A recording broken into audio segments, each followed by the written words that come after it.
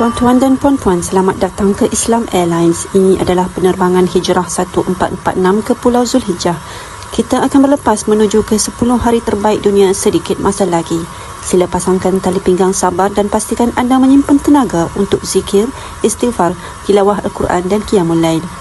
Penggunaan telefon bimbit pada perkara sia-sia adalah tidak dibenarkan sama sekali kerana waktu ini Allah paling suka amal soleh dilakukan melebihi jihad fi sabilillah.